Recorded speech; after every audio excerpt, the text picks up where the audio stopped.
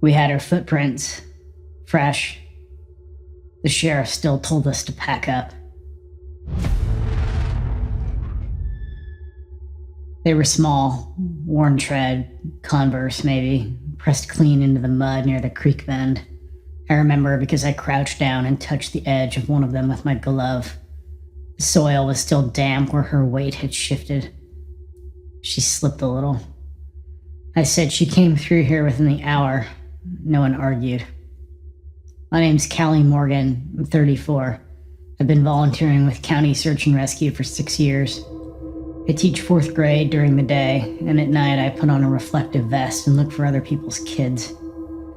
This was supposed to be a routine grid sweep. 17-year-old girl, missing 12 hours. Last seen leaving a bonfire outside town. Her mother reported her at 9:18 p.m., and we rolled out at 10:02.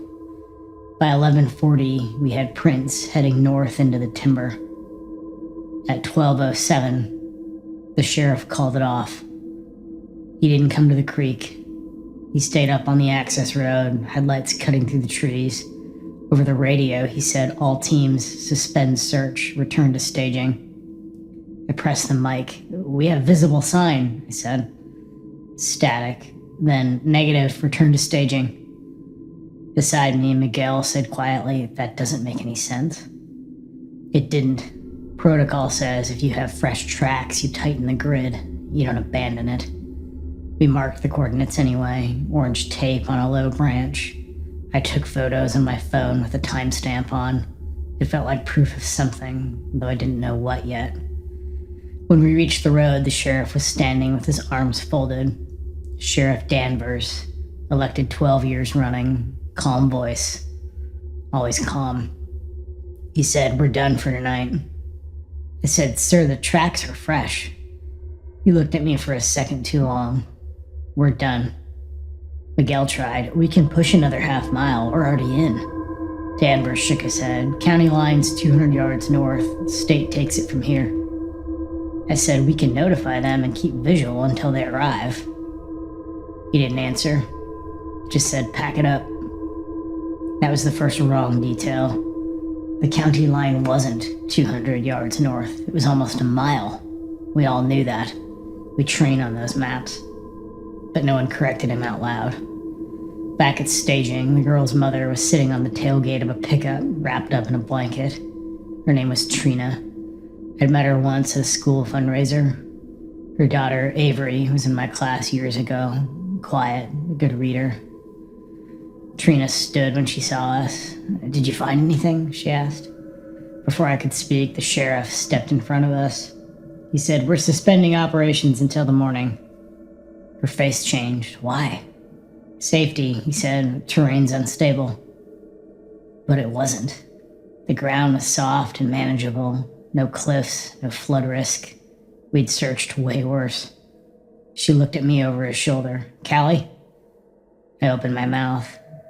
Danvers didn't raise his voice. He didn't have to. "We'll resume at first light." Miguel touched my elbow, a small warning. I said, "We'll be back out early." The words tasted wrong.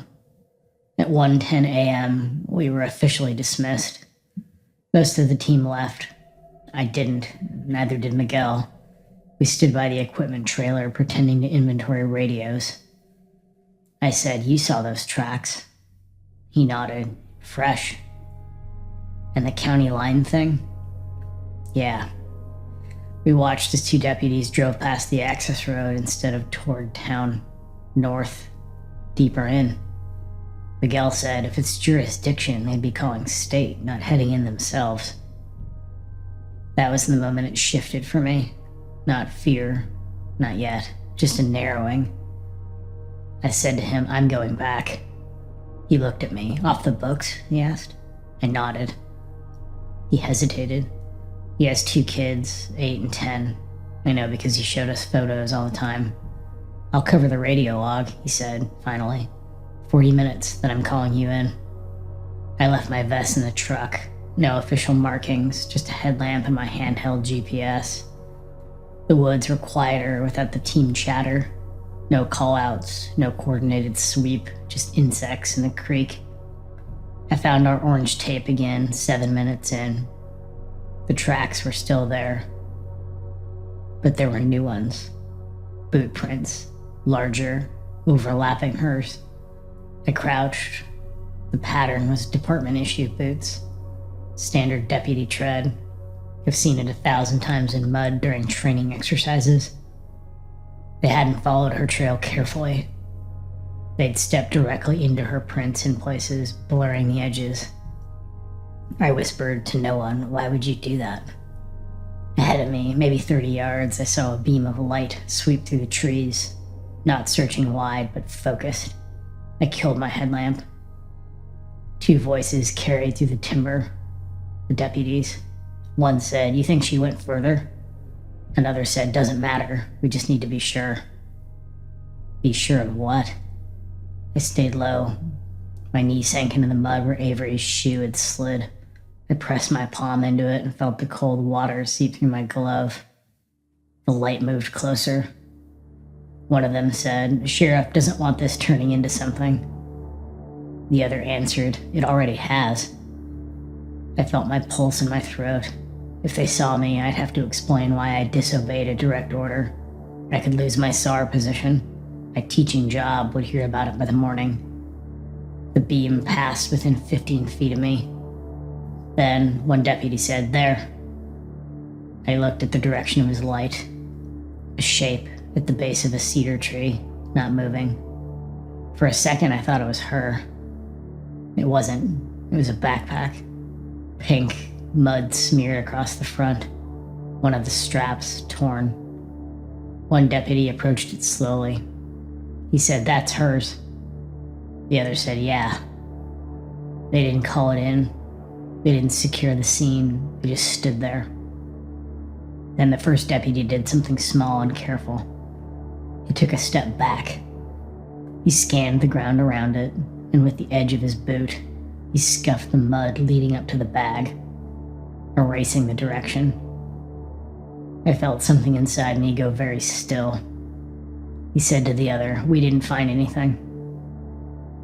The other deputy nodded once. I could stay hidden and let it happen.